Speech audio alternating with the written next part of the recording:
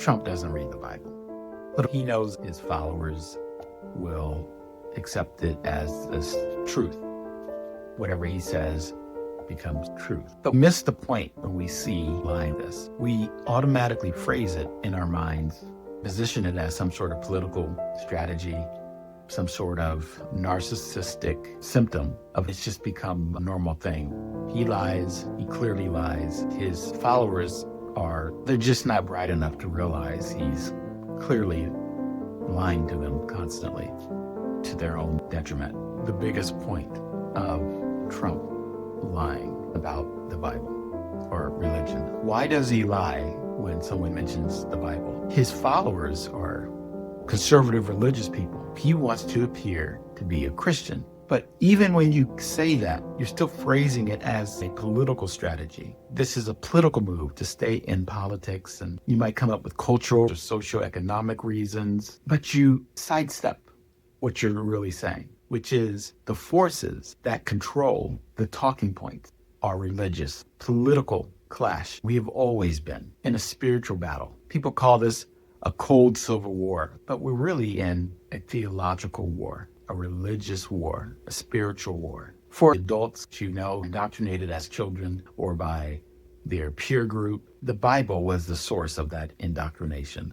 Trump may not read it, but he's trying to appear to the people. He knows who the people in this war that I'm talking about are. And it's not actually a war between those who believe and those who don't believe. That would be the common assumption. The war is actually between religious people, predominantly Christians in the United States. But it's the war between those who are essentially Jesus and those who are essentially Christians. The assumption is that Christians are acting like Christ, but there's no evidence of that. Jesus was not a Christian, right? Jesus didn't follow himself. He was speaking things. I'm an atheist, so I don't believe in Jesus as a supernatural figure. There's debates about him existing in history. Whether he existed or not is not something I'm trying to discuss here. Just, of course, no, he's not a supernatural being. The point is, Jesus didn't follow himself. The people who followed him are called Christians. But that group doesn't act like Jesus much of the time. The real battle is between those who want to follow Jesus's example, and then there are those who want to follow Jesus's purity, meaning that classic Protestant pure white race. Everything we consider sexism or racism originated from the Bible, from indoctrination, mixed and twisted to hide the fact that the Bible is the source of this. For example, sexism in modern times, there's new theology about traditional wives or trad wives, where they basically just say, I'm here only to serve my master, which is my man, take care of the kids, cook, clean, make babies, barefoot and pregnant. Traditional wives. But where does that tradition come from? That tradition comes from the sexism. In the Bible, it starts with Adam and Eve, where Eve isn't even a full entity. Woman meaning of man because of the rib that the woman was made of in the Bible. So she's always been a second-class citizen. For a lot of people, she's just that bitch that ate the apple. Didn't say apple in the Bible, but there's a lot of conservative hatred towards women. I know a lot of religious males who beat women, dominant pattern with religious conservative males who feel they have authority over wife or girlfriend. He is the man of the house. None of this is supported statistically. Women are currently graduating with higher degrees, higher levels of empathy, greater success all around, and so many measurable scores and statistics. But that doesn't translate to belief. If a man thinks I'm stronger, I'm smarter, these aren't represented in the statistics. When you look at modern statistics, a man still feels that they are the superior being. It's a patriarchal society, so therefore the woman is part of their property, even though the average guy is dumber on many stats. So the woman comes from Adam's rib. She immediately is less than from the Bible's perspective. And all throughout the Bible, which is condoning slavery, and stoning women. There's so many stories throughout the Bible where the woman, even some of the rules, the woman has a period if she bleeds. It says right there in the Bible, the guy shouldn't be near her. They should be separate. The Bible says things like that.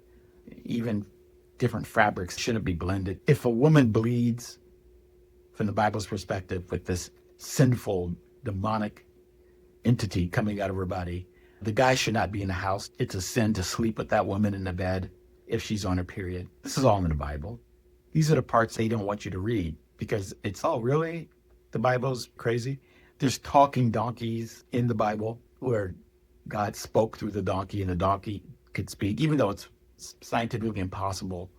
Even a parrot, which can mimic sounds, can't communicate in a way that a human can.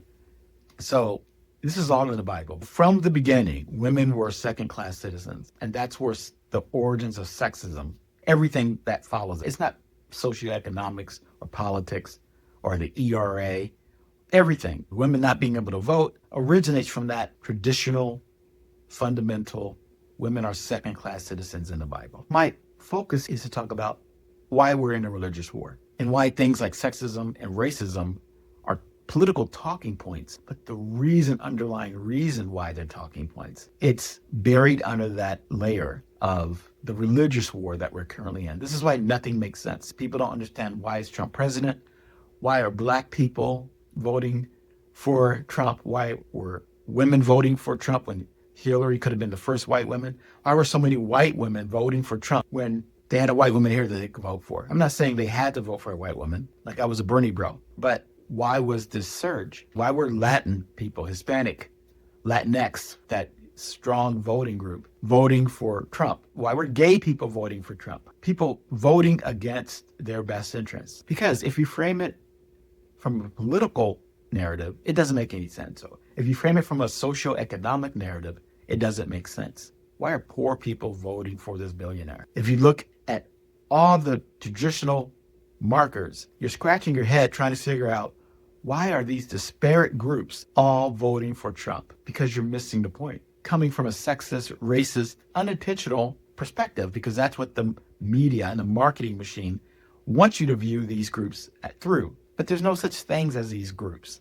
People are individuals. That's why you can't make a monolith out of Black people or Latin people or women. It always fails. These disparate groups are filled with individuals who share one common trait. They're religious Black people, religious Latin people, religious women, religious white women. We are not in a political, socioeconomic, or cultural war. We're in a religious, spiritual, theological war, and we always have been. Have you heard about the curse of Ham in the Bible? Noah is drunk and naked. Noah has a son named Ham, or Ham, H-A-M, but not the H-A-I-M band. They come in while Noah's masturbating or whatever he's doing. And so Noah, he scolds them. Probably Noah's jerking off and he's like, hey, and just whatever, he close the door, whatever. Hey, you should have closed the door. Can't you see I'm busy? The door is closed or whatever. I'm watching Noah, my your version of snake Pornhub doth corrupt in me. Noah times. There's a Eve with a fig leaf, I don't know. And so he doesn't scold his son for coming in. He scolds his son's sons. And he says, for the rest of your life,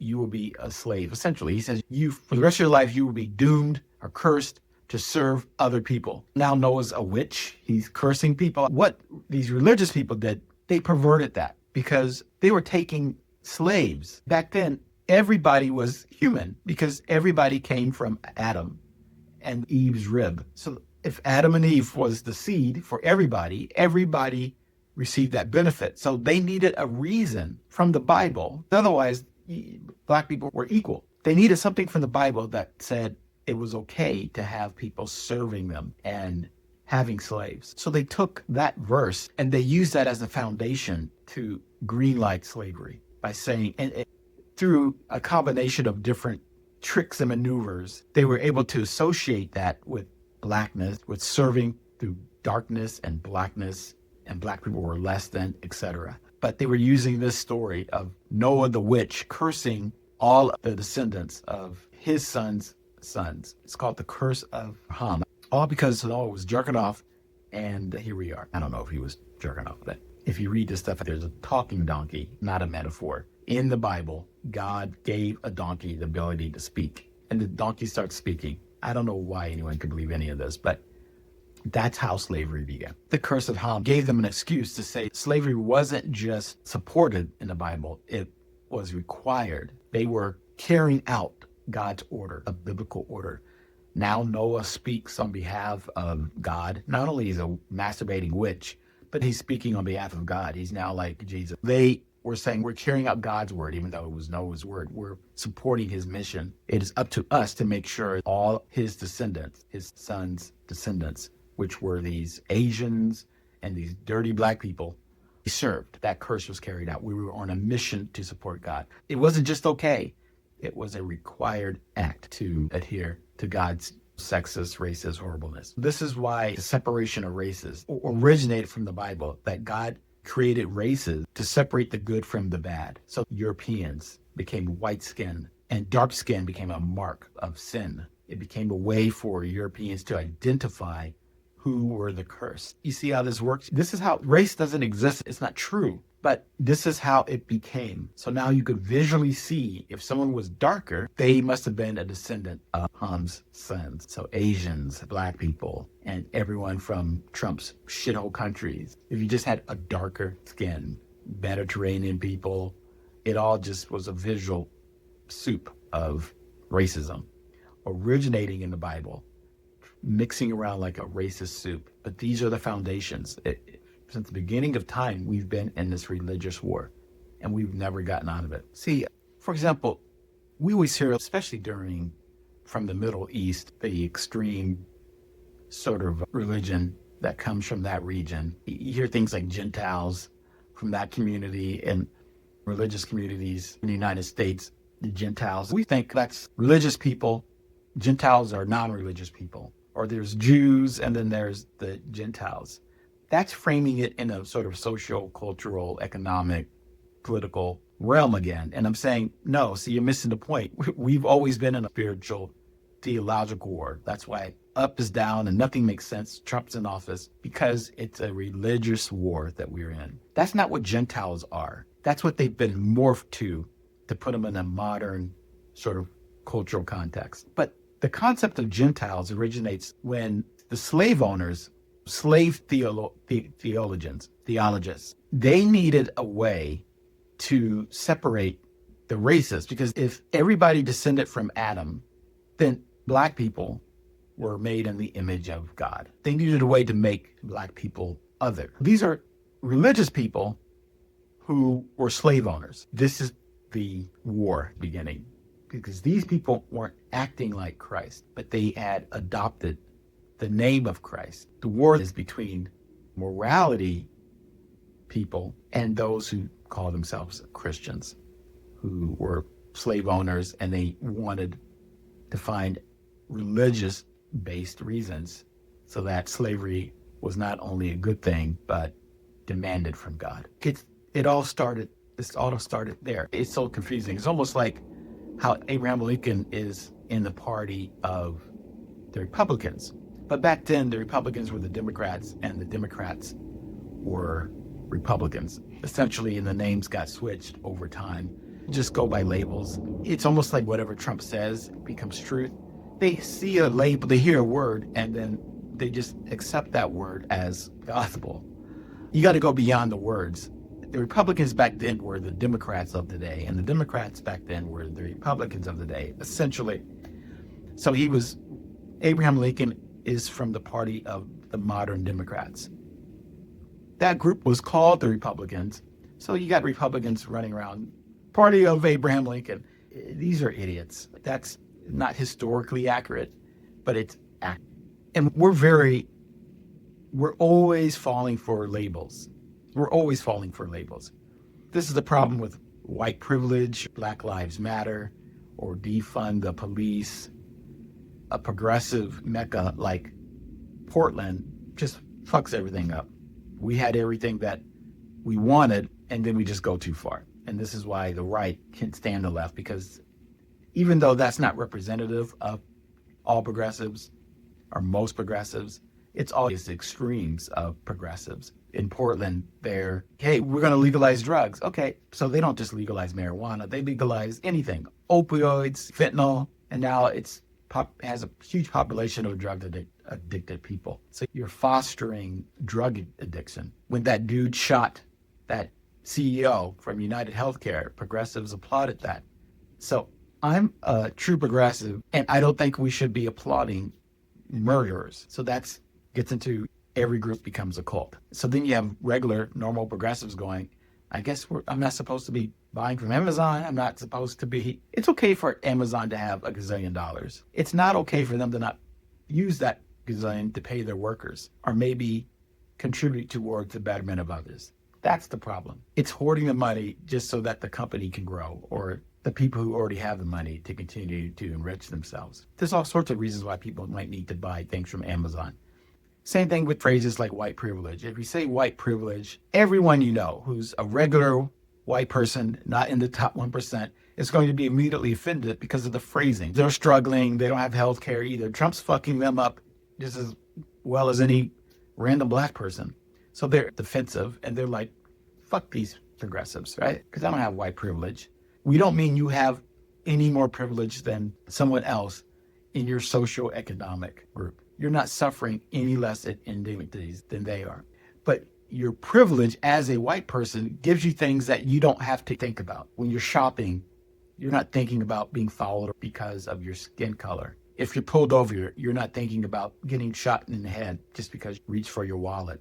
You could have a gun and you'll have 20 cops talking you down. If you're black, you'll probably just get shot in the heart, killed on the spot as a threat. And it would all be legal and justified. It's the unequal distribution of response. In any situation, white people have a privilege that black people don't. It should have been called white benefits, right? Carte blanche. Same thing with Black Lives Matter. Everybody was like, oh, so suddenly white lives don't matter? It should have been called Black Lives Matter too. Because the response is to shoot a black person dead, and a white person in the exact same situation with the knife, machine guns, whatever, they get talked down and mental health assessment. The response was, hey, Black Lives Matter too. But that labeling got messed up. Black Lives Matter messed up the language. It's just another group of people who came up with it, and it's an organization.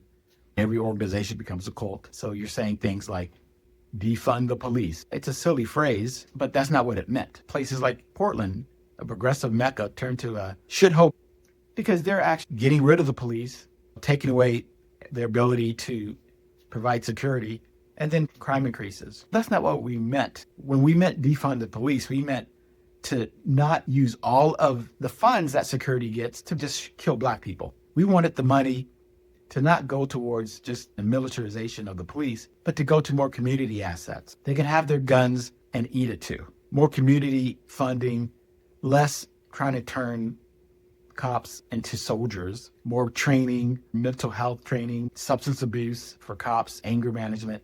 They acquire over time from their veteran history. Or if they don't hate minorities or immigrants going in, they will come in out and be alcoholic and everything else. So defund the police, another bad label taken to the extreme by progressives, but that was never the original intent. And then the right takes it and goes, look at these people. They're trying to get rid of police officers. So the narrative is always wrong. If black people descended from Adam, they were in the image of God, just like white people. So they searched in the Bible for something that would definitively separate them, the curse of Ham. That's where Gentiles comes from, because in the Bible, they mention others, straight out of Lost, the others, like with Cain's wife. They're from Adam's story. They talk about others. They took that to mean God must have created another group before Adam, the pre-Adams. They call them the mud people. This is all in the Bible.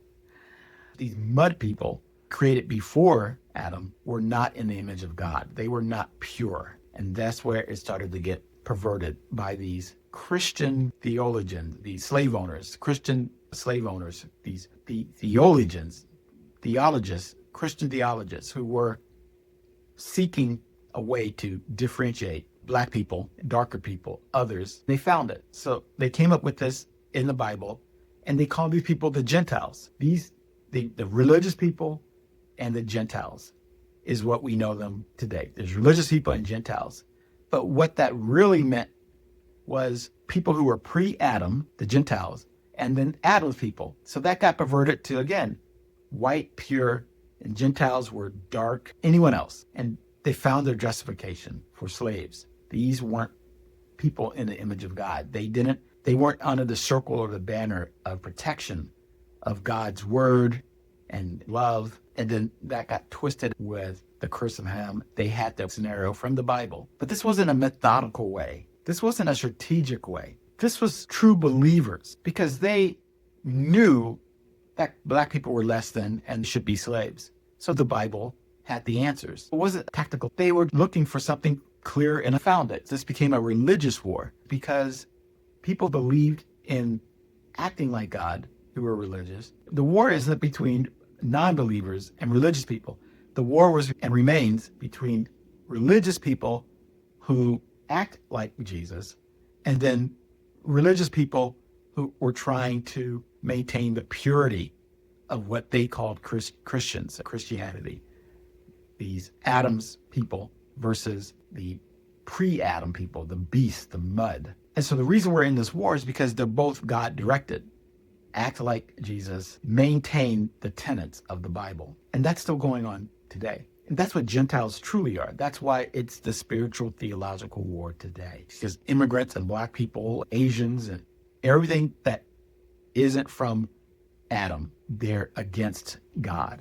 They're against God. So that's how Adam, and that's how whiteness and purity became the law for this group of religious people who wanted to act like Jesus. They strongly contributed to slavery being abolished because we needed white people on the outside. They contributed to the Underground Railroad, where you had religious white people, religious Christians who were providing safe haven for runaway slaves in this underground network, the Underground Railroad. So not really underground, but through the secret network of going these crucial safe havens where you had a lot of these white Christians being highly supportive of this because they were acting like Jesus.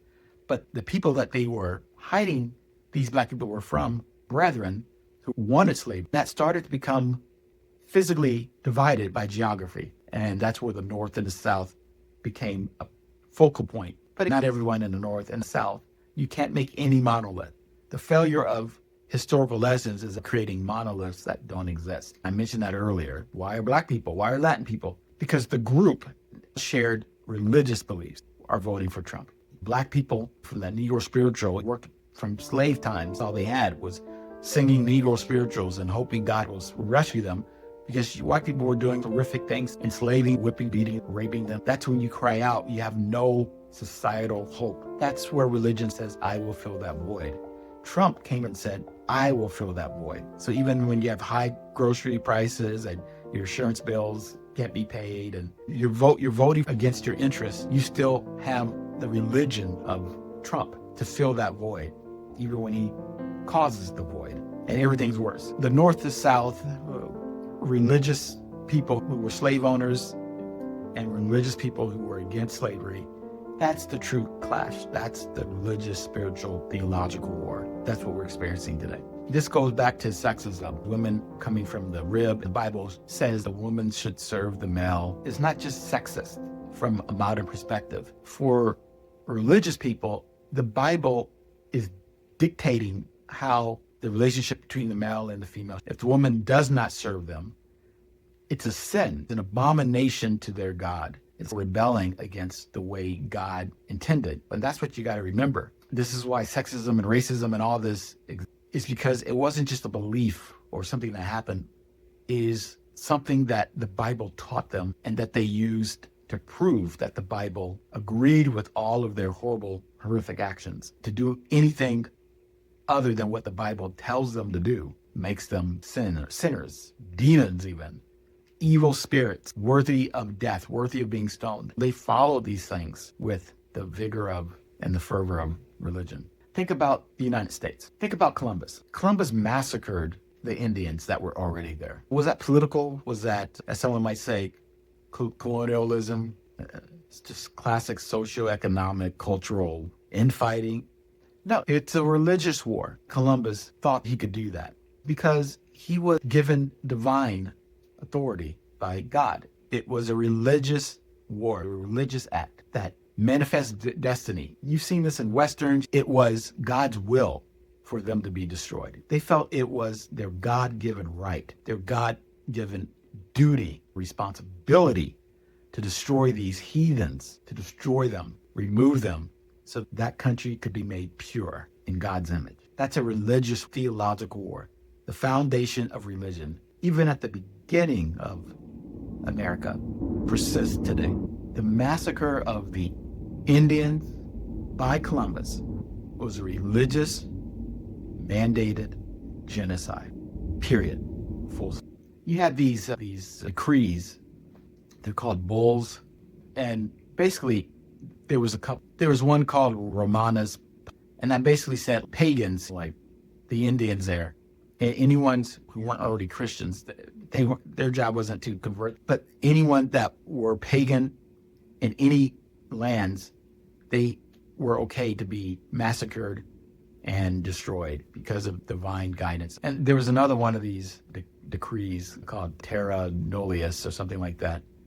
And that basically said that if Christians weren't on any land discovered, then that land was considered empty. And so even though the Indians were already there, Columbus was able to say, we discovered the land because these people don't exist. The land could only be filled with real people, real Christians, real Europeans. And so that's why they were able to just massacre them, because they're not even people, they're pagans. And you had these decrees that said the land is empty and pagans can be massacred or made to serve because they're non-entities. These are racially supported, religiously motivated genocides. In 1823, the Supreme Court cited the doctrine of discovery. It took this sort of theology from these decrees and put it into United States law to explain some of these racist land grabs that was going on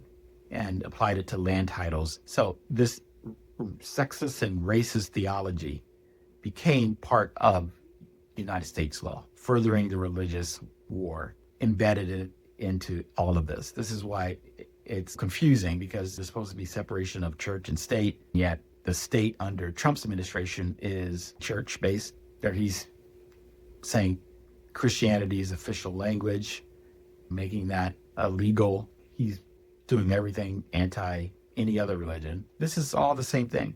And anyone else who goes against that are Gentiles, whether they're atheists or Antifa. It's the same war, just reframed under this false narrative of politics and socioeconomics and cultural, all this other stuff. It's just an ongoing religious war. This is my point. And once you frame it as what it is, a religious, spiritual, theological war, everything makes sense. You understand why Trump speaks the way he does, why he says things. He knows what he's in. When anything doesn't make sense, like I said, whether it's disparate groups voting for Trump or anything else, remove however the media is reporting it in terms of social, economics, political, cultural, left or right. Once you frame it as its truth, a spiritual war, religious battle that's happening, that's occurring between these two groups,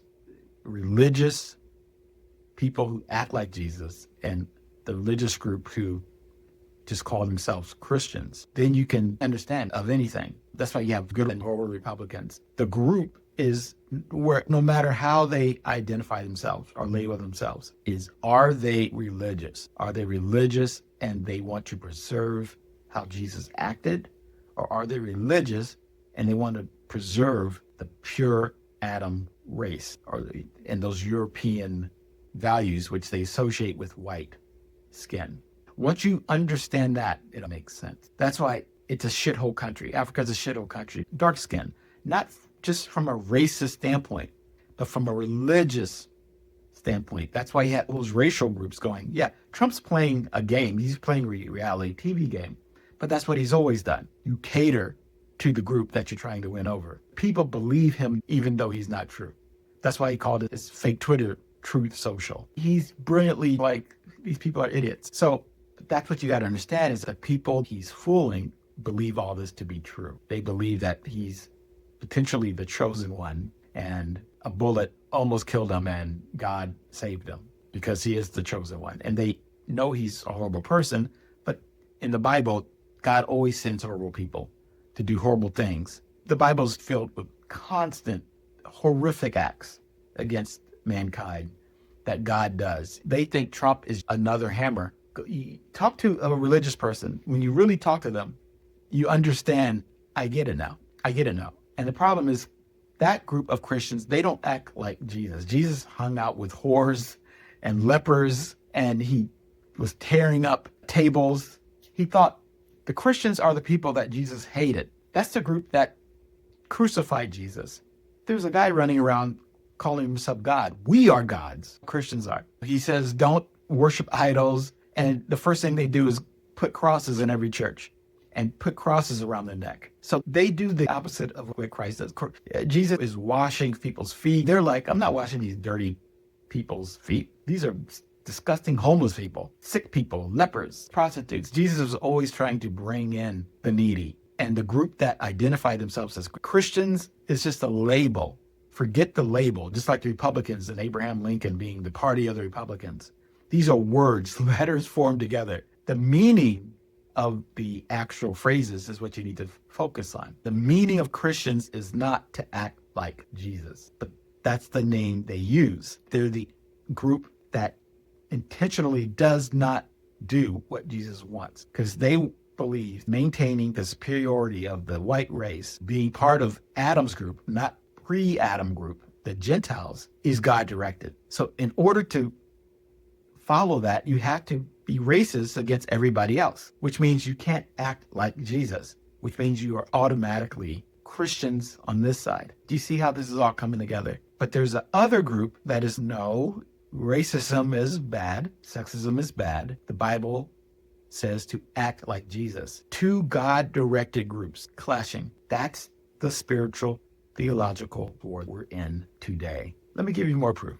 You've heard of manifest destiny, the God-directed United States doctrine where cleansing the land of pagans like Indians was what the Bible directed them to do. This became part of United States law. It was a way to cleanse these Canaanites, going back to the curse of Ham and Noah's sons, who he cursed to always serve others. So Indians were considered descendants that needed to be removed to purify under biblical doctrine. So it wasn't some political, geographical thing. Again, it was a religious mandate to massacre the Indians. We've always been in this religious war. George Bush called it axis of evil, the crusade. We hear about it as Islam versus Christianity or something along those lines. And there's truth to that because there is a religious component to that. But the real underpinning is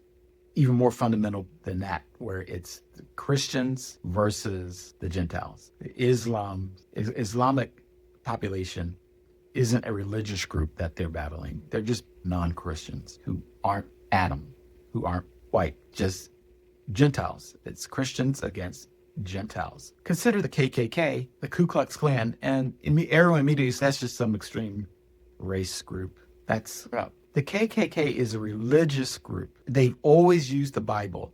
I don't know what the modern KKK is doing. Everything gets perverted over time. The KKK represents the religious war. They don't hate black people because they're black or not white. It's more nuanced. Black people, as I've been trying to articulate, they are Gentiles. That's why they hate black, not because of the skin color, but because they are Gentiles, not religious, not Adam. That's where the hatred comes from. We understand they hate black people, but why? Because but why? That's where people struggle to understand. It's because from the very beginning, they adopted these Adam and pre-Adam mandates, and They realize we are on a religious, theological, spiritual mission to do God's word. That's why they have the cross. The cross wasn't designed to be fearful. In modern America, you see a cross, a burning cross, we know, oh, I'm terrified because K is around.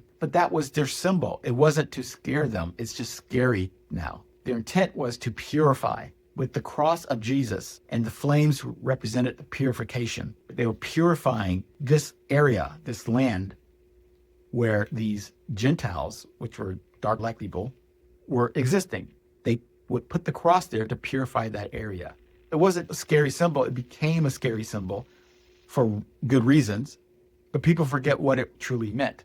That's why they call all of their leadership with these religious terminology. They're like soldiers riding on horses and out to rid the land of sinners, not just to remove black people, but all Gentiles. They hate black people. They hate Jews, because even though Jews are detected in the Bible from the Ku Klux Klan's perspective, they're not white. They're not Adam, so they must be part of the mud people, cursed by Noah to serve others. They are less than. They are mud people. It's a religious group, not a hate group. They just coincidentally are racist from modern perspective, modern lens. But their real battle is a religious one, part of the spiritual, theological, religious war. So that's why the KKK hates Catholics and Jews as well. It makes sense, right? I understand why they hate black people, because everybody hates black people. But why do they hate the Catholics and the Jews? Because a lot of people consider them white. It only makes sense when you understand, again, because the Catholics are not Christian in the Protestant Adam Christian that the Bible is telling them to maintain that purity. The Catholics have different rules and rituals than the Jews. So that's why they hate them, because they're Gentiles. That's why the white robe is the purity. They call themselves priests. It's a priesthood. The hood is for robes of purity, soldiers and priests like knights, fulfilling God's mission. Once you understand how the Bible created sexism and racism, you see how followers perverted it into what it is today and why we're in this spiritual war. Even though I'm an atheist, I'm not trying to say all religion is horrible. There's another group of people who act like Jesus, but don't adopt the label of Christians. Most Christians are as a group that don't act like Jesus. And the other group, which has a long history of contributing to helping black people on the Underground Railroad, etc.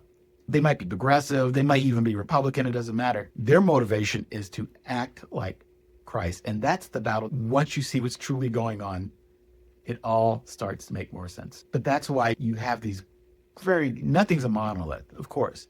But that's why you have these two groups of both viewed as Christians, yet polar opposites in behavior. The details matter. The devil is in the details. They view that as the light of Christ, a positive thing, purifying that area. There's crosses in every church and around every fake Christian's neck, the cross, even though God said, don't worship false idols. They love Trump and don't worship idols. They wear these crosses and pray to them. And I went to a Christian school, just like my brother. We're only a year or so apart. My parents were very religious to varying degrees. My mother recently passed in July. I haven't been able to talk about it in depth. I've gone out with friends, and each time I started crying in a controlled way. Like I would start to cry, but I couldn't speak unless I moved on to something else. So I've tried, I think 4 times with different friends.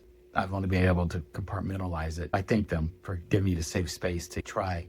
I plan to talk about grief another time, so I'll save that for later. But my parents were extremely religious. My mother developed dementia and Alzheimer's, and she was diagnosed with cancer, and she died a horrible death, but peaceful, in July of this year, 2025. As she became more afflicted with this horrible illness of dementia, she became more trumped out, more Fox News, more susceptible to everything, to the point where if she would see Kamala Harris, she would start drawing on the TV to X her out. It may sound offensive to say that as your mind goes, you become more conservative, more fundamentally religious, lose the ability to critically think, and you lose the ability for rational thought, and you become less able to identify something that is true from something that's false. But the science supports that. It's one of the reasons the spiritual war has been successful. Once you accept my thesis,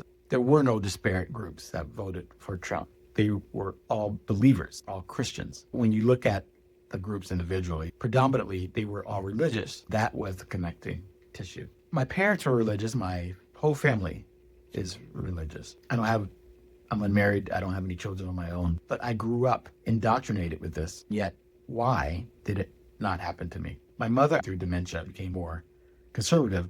But she was a religious Black person, like many Black people. They believe in God, New York spirituals. Religion is heavily Baptist theology, typically indoctrinated in that population. But she got dramatically worse. She became militant, militarized, anti-democratic, fire and brimstone hating Biden. This was aligned with her decline in dementia. This is before we knew what was happening with her. But her brain was telling us, or trying to tell us, that there was something going on with her. And there are many people who are baffled why they might have leftist views or progressive views or whatever, but they were also in the same group as their sisters and their brothers who are all Trumpers. And so you have families who haven't spoken to relatives, parents, friends, siblings, cousins, aunts, because they became so MAGA or so pro-Trump, anti-be kind to others. Many of them are religious. They're like, I'm religious and I think everything Trump is doing is mean, rude, hateful. It's not loving thy neighbor. Yet the other religious members who are also religious are fire and brimstone doing the most anti-Christ-like things. But why weren't they indoctrinated?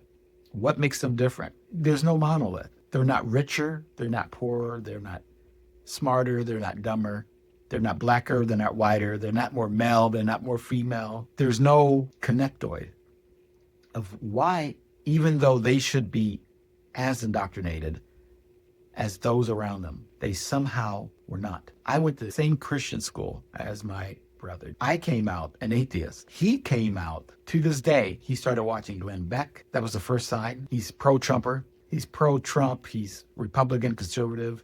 He's bought in water towels because of, from the top of a garage ceiling to the floor for the end of the world. These people are survivalists. They collect food and water for the inevitable. Look, if you were to meet my brother, you would see that you would think he's reasonable. He was horribly rude to my mother in her last days. Didn't see her for a year. Mistreated her. Selfish.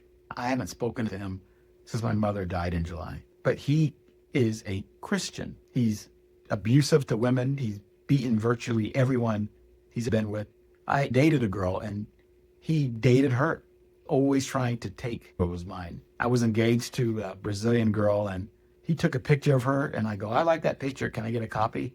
He was like, no, I'm not giving you. I never got a copy. In his mind, this is my picture of my eventual wife. We didn't get married, but it was a beautiful ending. We separated. We basically had a beautiful 6 years of beautiful marriage. It was always the honeymoon period. We never got legally married. She's now happily married to someone else. I miss it. I'm long for all that, but that's neither here nor there. The point is, those little signs are like, what's wrong with this guy? Where he won't even give me a picture of my fiance. What did he want it for? To jerk off to it? I introduced him to someone when I was dating, and they started exchanging numbers and eventually started dating, and he beat her. She tried to get the cops to get him to move out because she would come in and he's like masturbating because he's been in jail and all these other things. He told her, I know how to hit you in the back of your head so the mark doesn't show. So I'm not happy. I'm not going, oh yeah, see, you never should have went with him. You got it. I'm like, I'm sorry that I even introduced you to him. And now you have to go through this. Eventually he left, moved in with my parents.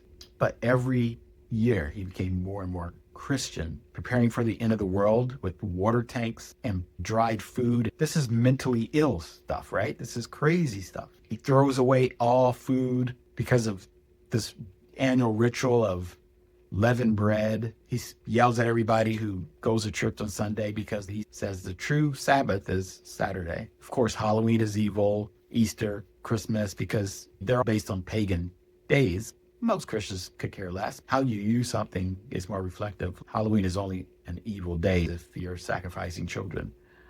All the holidays are pagan based. All the days of the week are based on pagan gods and ceremonies. Monday is Moon Day. Our cultural system has symbols of a pagan foundation. Christians intentionally incorporated pagan practices into religion. They wanted to bring pagans into Christianity. So they intentionally started doing things like for Christmas, let's take their pagan tree. And so they took these things and said, let's make it part of Christianity. Because people forget that Christianity was created. It was made up of different rules and things. And so this was part of that evolution of it. There was a council that took all the disparate stories and they said, okay, let's put these in a Bible. And they got rid of those stories they didn't like.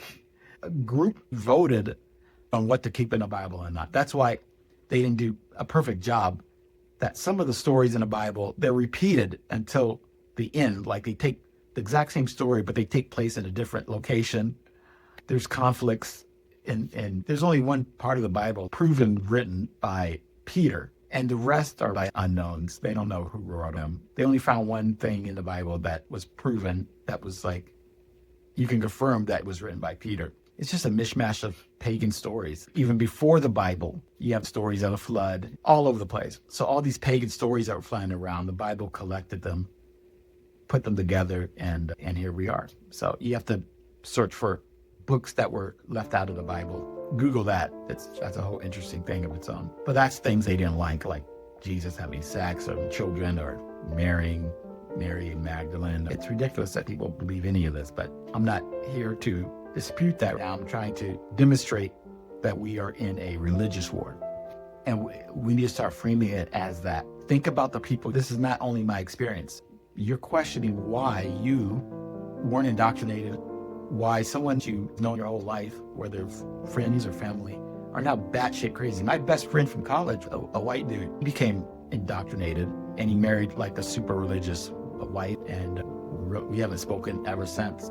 And now you can catch him wearing a Trumper hat, literally saying, "Make America Great Again." He's super Christian, not Christ-like. He was more Christ-like when I knew him, even though he drank and did drugs. Now he's pro-Trump, MAGA, get these damn immigrants out of here. He's not the person that I would ever recognize today. We're no longer friends. We haven't spoken in, I don't know, decade or so, but I will always love him as he was, but who he is no longer who he was. He died in a very real sense. But why? Science shows people with damage to the pre-cortex part of the brain and confirm this. I can confirm this with my mother. There's something about the brain, and maybe it's the American diet, horrible food, excessive amounts of sodium, processed foods, way overloads in animal meat, protein, lethargic, not enough exercise, overabundance of food, eating more times than our ancestors ever ate in a week, in a single day, snacking in between. Our bodies never get a chance to take a break to start digesting food. It's always food coming in, breakfast, lunch, dinner, snack, which just stores it. And most Americans are overweight. We know that now as a result, unhealthy, etc. Maybe that's the input of why so many Americans voted for Trump, because there's something happening with the brain which exposed them and made them more vulnerable to this religious, fundamentalist Christian extremism. And so that population increases to the point where they're voting for someone like Trump, who should be a joke. But that's what the science is showing. That damage to the prefrontal cortex of the brain, it just forms black and white. It limits their ability to respond outside of black and white. It reduces cognitive flexibility, and you don't catch any nuance. Critical thinking benefits from learning nuance. Their world is black and white, not gray. That's a gateway to the religious extremism that sort of Fox News core group, they take advantage of. So I know a lot of people wonder how they became to be in a family of indoctrination. And I wish we could scan brains, but I think that's the real reason. It's not because you're smarter or a better person. I think there's probably some brain chemistry going on. I'm not saying they have damage to their prefrontal cortex, but any sort of reduction in those neurological pathways, that would best explain. I know my brother was in a car accident once. That could have been the beginning of that. So I'm curious if any members you think of were involved in anything that might point to that, any sort of illness that might contribute to some sort of, I don't want to say neurological damage, but just might contribute to a lessening, weakening, or early onset symptoms of other diseases. Any medications that might contribute to mental decline. Scientifically, our brain doesn't process reality like most people think. People think the brain collects the information from our eyes and processes what it has collected, like a neutral computer, if you will. That's not the way the brain works at all. Scientifically, reality is this thing here. And because there's too much of that data, our brain has evolved exceptional abilities, but it hasn't evolved in a way that it can accept all of the input that is available for us.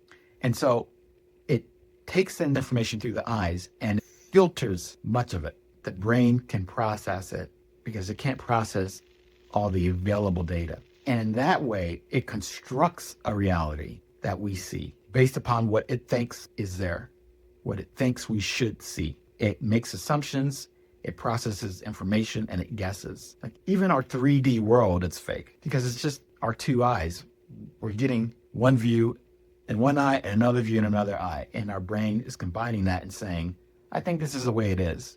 This is the reality I'm creating. That's why you get optical illusions. That's why you get deja vu. That's why you get, is this dress gold and white or black and blue? Because your brain is making assumption of what reality should be. And there's so many studies and tests I can show you, but the jury's out already. So what we see is the brain making a guess of what it expects to be there, what it thinks is there. That's why even medications work that are fake medications.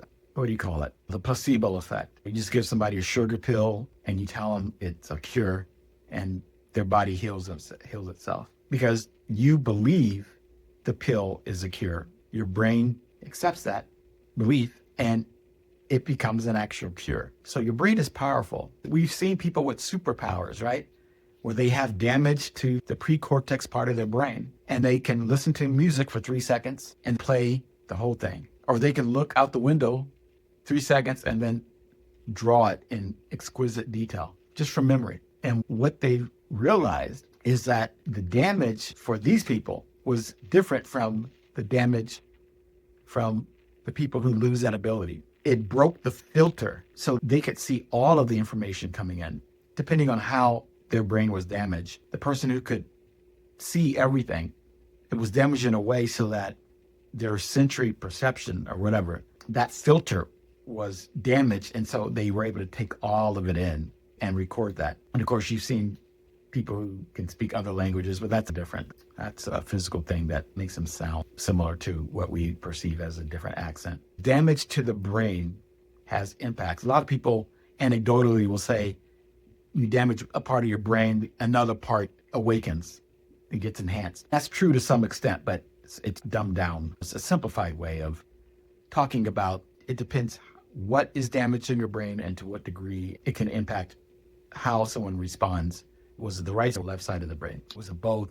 Damage to the brain has shown scientifically that it could either damage the filter that everyone has, enhance one's abilities, so almost a superhero's level, or make someone immediately less their flexibility and cognition is reduced, and their vulnerability to become more fundamentalist and conservative increases. And that's why everybody knows super smart people, right? And yet they have no common sense, zero common sense. And you go, I don't understand how you could be like a professor or anything, and yet you're buying stupid things off the street from people and thinking that they're going to work when you get home. Like no common sense. Most people know someone who's autistic. They can be super kind and brilliant. They're just humans, just like trans people are just humans, just like Black people are humans. Everybody's a human. And so whatever's going on with autism, whatever pathways of the brain, genetics and cellular structures are impacted by this, that has contributed to them being autistic. We can see their symptoms and their behaviors. So it's almost like autism is an evolutionary thing that's happening to people, which causes these symptoms and artifacts of someone because it's a continuum. You can be highly functioning or it could be severe. But there's regular people, wonderful people, some of the best I know have this. But it indicates any alteration to the brain can have a direct and powerful consequence on someone's behavior and their beliefs and the way they present themselves. Why this matters is there are things that bypass the prefrontal cortex, like emotion and fear, things that Fox News uses. It doesn't use facts or science, but it uses emotion and fear and group dynamics. That bypasses the typical gatekeeper, the part that is probably not functioning the same way. In this group of religious people, science has shown that those who are more fundamentally religious, their cognition has decreased, which has allowed them to believe in supernatural deities. Everything's been reduced to black or white, and emotion and fear bypasses and fits in nicely with that. If you're the smartest person in the world and you're in the forest and then a bear comes, the logic gateway gets bypassed. You're not, I'm going to be still, or your emotional kicks in, bypasses thought and logic, and you're running, hiding, or panicking. So it doesn't use the same pathways in the brain. Fox News operates on that. If you're watching C-SPAN, your pathways are being different, or the pathways being operated are differently than if you're watching Fox News, which is your emotional and fear and all those things. It's bypassing everything that is being used for like C-SPAN or CNN. You're operating a lot of probably the same fear or emotion-based. I'm not saying CNN is exactly like Fox News, but they both have their emotional fear agendas. C-SPAN is something more neutral, where you could watch that and there's no fear or emotion kicking in. It's more your analytical part of your brain. So that's something to note. Because of that population's vulnerability to the sort of black-white thinking based upon something's going on with their prefrontal cortex, that's where things like fake news kicks in.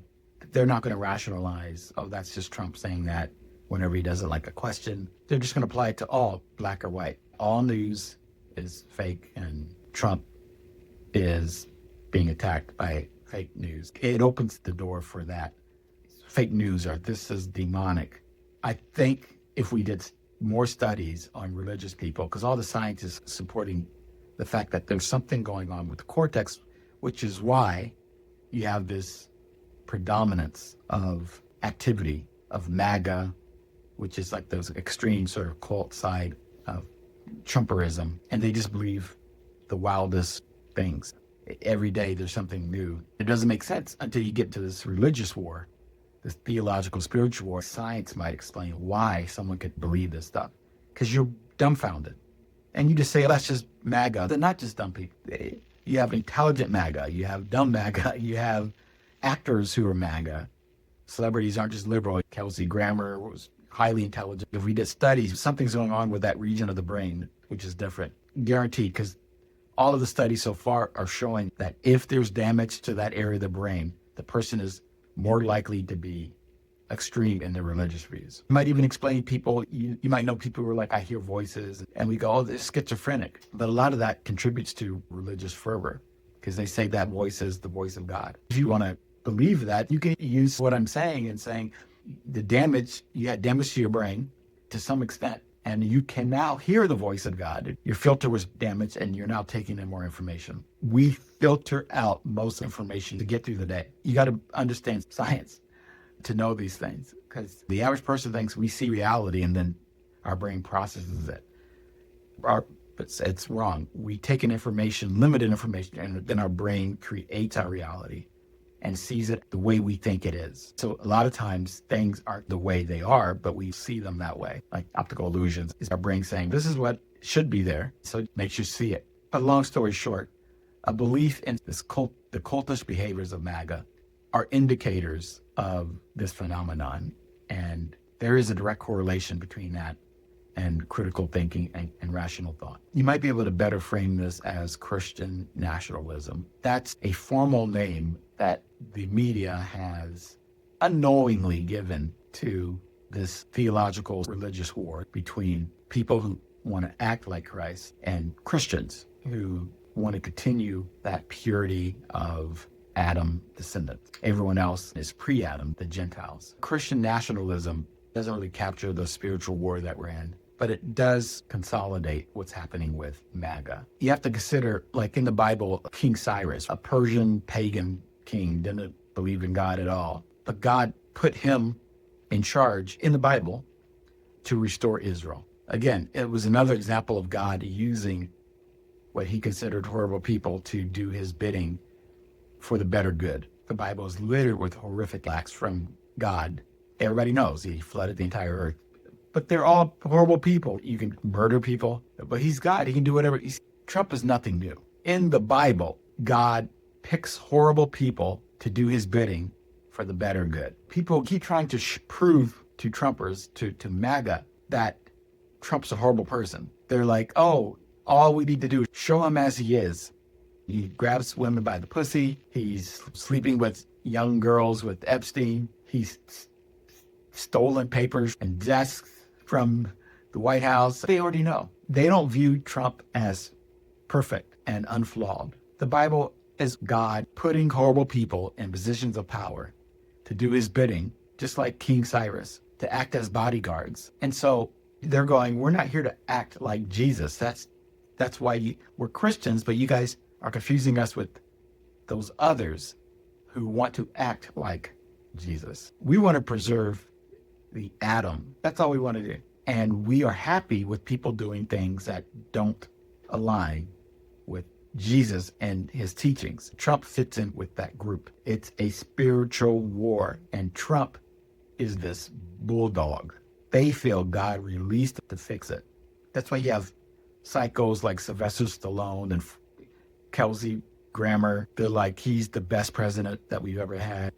Yeah, they have money, wealth. They're surprisingly white. They've been indoctrinated. It's a religious war.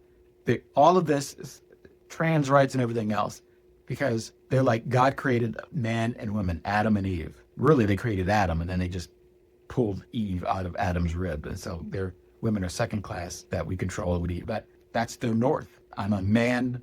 I Sylvester Stallone. I love my guns. Rambo, Rocky. I like to fight. I like power. I'm strong. I can pick up women. Kelsey Grammer comes from that classic man. He's been through relationships that were horrible to him. He's not a huge fan of women. He's found a woman he can control over. So he's not some dumb idiot. You can't just say MAGA people are the classic shirtless Midwest farmer boy. They're not educated at all. They believe in magical beings in the sky, and they're just basic bitches, right? No, MAGA's not a monolith.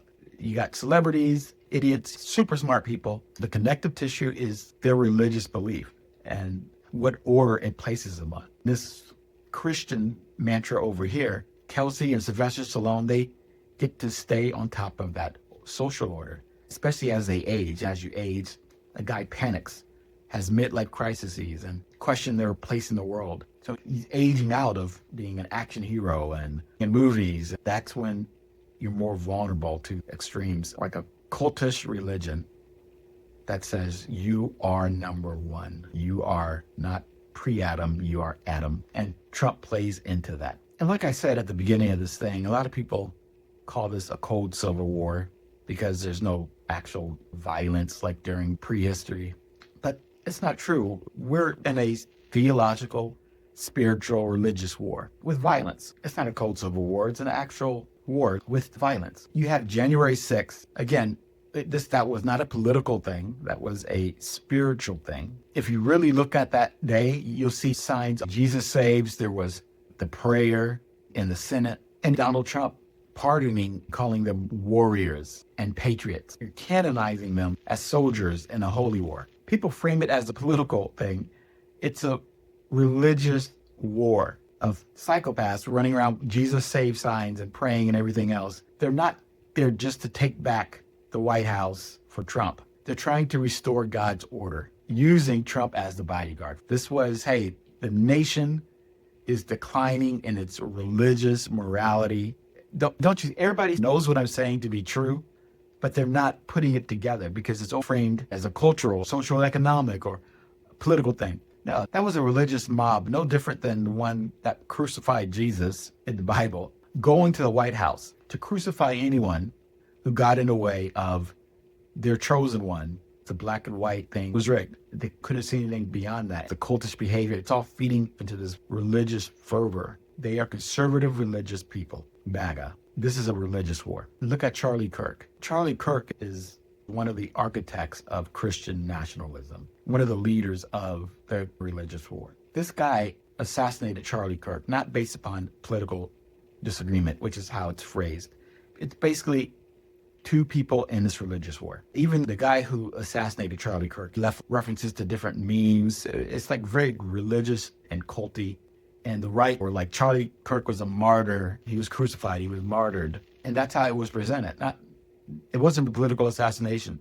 This was religious martyrdom. It was basically this guy thinking that this one soldier in the religious war was getting out of pocket and he needed to be silenced. Or think about the United Healthcare CEO who was assassinated. This guy was considered like a parasite to society by this guy, that he could just eliminate people. It was like religiously just take people out, like God flooding the earth, because it was so spiritually corrupt with these money-grubbing people, like CEOs ruining lives with insurance. He personified him, like Jesus personified good and Satan personified evil. Like the Romans crucifying Jesus or killing a vampire, removing evil. Very religious. I will smite thee, I will stone thee, I will remove thee. A cleansing. Because it ultimately does nothing.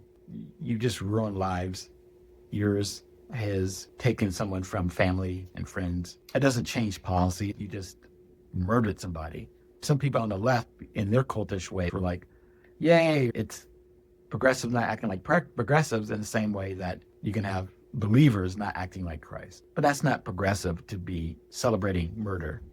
You probably remember the guy that not assassinated, but pretty much killed Nancy Pelosi's trajectory. He attacked her husband, ranting about ridding the world of this demon. He claimed that he was in a spiritual war and removing demonic elite. So the media glosses over that because it's just the right against the left, the extreme right against the left, and it's a political attack. No, it's a religious war.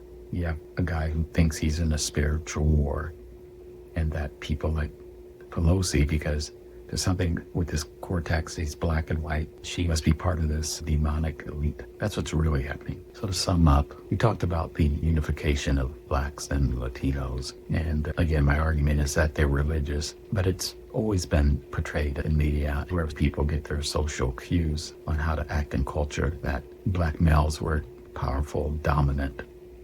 They represented strength, and that's always been a religious stronghold where women were secondary. So even though black people are traditionally Democrats, a large, dare I say predominantly large portion of the black community, they favor that individualism of the black male and those traditional family values where the man is the head of the household. You're seeing that in the rebirth via the trad movement, traditional wife movement. It's not statistically true. In the modern era, black women have often been the head of the household because men have abandoned their children. Women have been demonstrating higher educational rates, higher advancement, graduating from college and getting higher degrees than their male counterparts. That trend has been ongoing for quite some time. It's not supported by the myth of men being stronger or better than women. The stats are showing that in many instances, men are complete and total losers, and women are picking up the pieces, taking care of them financially, emotionally, and in every which way possible. But beyond that, it's religion supports the insecure black male's desire for masculinity to, regardless of what they actually demonstrate in real life, the Bible will always say that they are the head of the household, the keeper of the rib, if you will. And that very conservative ideals and notions of family values is something Black people, black males in particular, have rallied around, which has opened the door and made them more vulnerable to MAGA, Trump artifacts, and even gay people had voted for Trump. Again, it really wasn't gay people voting for Trump any more than it was black people or Latinos or women or white women voting for Trump. It was just religious people, and they coincidentally happen to be black or Latino. This is my point I'm making, or gay. Gay people, they view the same thing. If they were indoctrinated as children, it doesn't matter that they're actually gay. That's why you have so many Republicans who are gay voting against their own interests, getting caught in these scandals where they were with boys or men. So they know they're gay, whether they're closeted or in denial, etc. But their indoctrination doesn't support it. Their black and white rational thought. Some say it's political. They don't disclose this thing, or disclosing it at all is something so scary for anybody who is closeted or down low. But the reality is that even though the Bible counters their existence, they are in this religious war where the Western civilization, the Protestant, pure white European mandate speaks to them more than Islam or even socialist policies.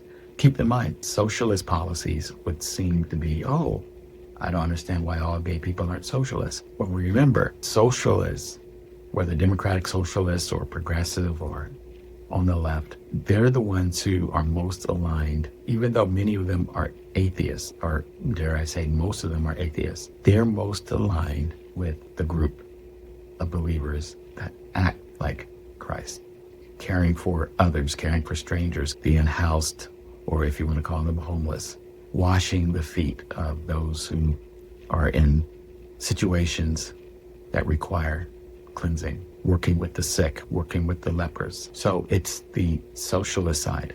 It's the Christian side trying to maintain the purity of the Adam group. So that's why they clash with those sides. That's why it doesn't make any sense until you frame it back to the theological, spiritual, religious war that it is. Those gay Christians, their primary goal is to maintain that Adam group. They felt capitalism and Western civilization support them. Progressive socialists and the left often adopt those things. They want Medicare for all, free college education. These are very Christ-like actions. So you got to always remember to separate the two factions, those who act like Christ, and the war and a battle between the other group, which is the group that wants to maintain the status quo of the pure Adam. So the war is the same as it always was. Human rights versus the order of creation that the Adam group represents. KKK did that. Columbus did that. From the massacre of the Indians to the modern massacre of immigrants, it's the order of creation and human rights. It's the same theological, spiritual, religious war. Once you realize we're in a religious war, everything else makes sense. The right believes the world is run by pagans, and whether they're immigrants and minorities, it's something that must be saved in a very religious manner and brought back to its original pure grandeur. Make America great again. Religious code for bringing it back to that order of creation where the rightful people should regain its stronghold. The left, of course, prioritizes social justice, and they believe that these systems are oppressing the innocents and needs to be redeemed and rescued. Whereas the enemy is the outsider for the right. For the left, the enemy is the oppressor. One is fighting for God's order, and the other is fighting for God's justice. So there is no compromise. There's just war. The Bible created sexism and racism. For millions of Americans, the ballot box isn't just a place to choose a president. It's an altar where they fight for the soul of the world. It's the sacred and the sectarian. You can call it American polarization, but what it really is, we're in a religious war. John chapter 1, and the Word was made flesh and dwelt among us. Born in Bethlehem, 2,000 years ago, the greatest story ever told. And the best part about it is, it's a true story.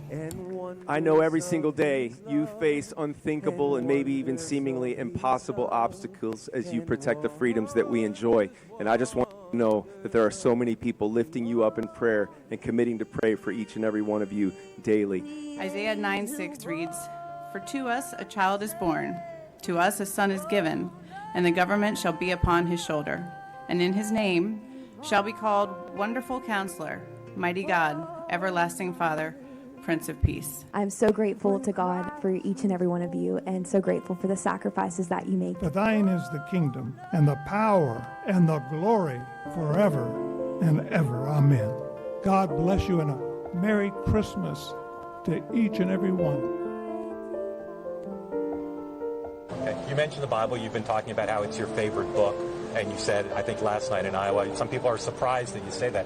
I'm wondering what one or two of your most favorite Bible verses are and why. I wouldn't want to get into it because to me that's very personal. You know, when I talk about the Bible, it's very personal. So I don't want to get into verses. I don't want to get into... There's no verse that means a lot to you that you think about or cite? The Bible means a lot to me, but I don't want to get into specifics.